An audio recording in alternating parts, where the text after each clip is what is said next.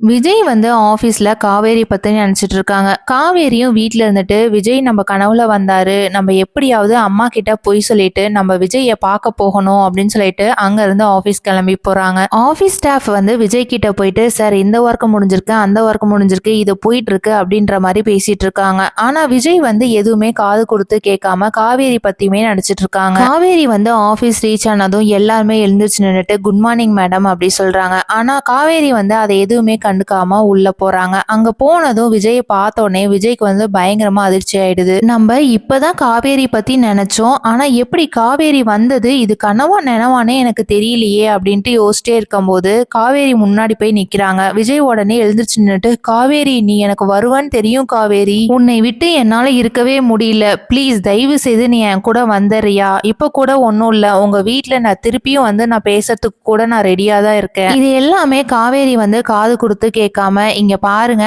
நான் உங்ககிட்ட பேசுறதுக்காகலாம் வரல, இந்த ஆபீஸ் வரணுன்றதுக்காகலாம் வரல, நான் வந்து என்னோட டாக்குமெண்ட்லாம் இங்க இருக்கு, நான் அடுத்த ஜாப் எங்கேயாவது நான் அப்ளை பண்ணணும்னா இந்த டாக்குமெண்ட் வச்சு தான் பண்ண முடியும், அதை வந்து நான் எடுக்கிறதுக்காக வந்தேன். ஏன் காவேரி இப்படி சொல்லிட்ட, நம்ம ஆபீஸ்ல நீ ஒர்க் பண்ண வேண்டியதானே, இதை விட்டுட்டு வேற எங்கேயோ போறேன்னு சொல்ற. ஆமா, அன்னைக்கு நான் சாவி கொடுக்கறதுக்காக உங்க வீட்டுக்கு வந்திருந்தேன்ல, அன்னைக்கு நீங்க ஒரு வார்த்தை இரு காவேரி இங்கேன்னு சொல்லியிருந்தா நான் அங்கேயே இருந்திருப்பேன். அன்னைக்கு எங்க போனீங்க? இன்னைக்கு மட்டும் நான் வந்து உங்க ஆபீஸ்ல ஒர்க் பண்ணுமா, அது என்னால முடியாது, எங்க அம்மா தேடுவாங்க, நான் வீட்டுக்கு கிளம்புறேன் அப்படின்னு சொல்லிட்டு அங்க இருந்து கிளம்பிடுறாங்க. விஜய் வந்து என்ன முடிவு பண்ண போறாருங்கிறத வெயிட் பண்ணி பார்க்கலாம். தேங்க்யூ.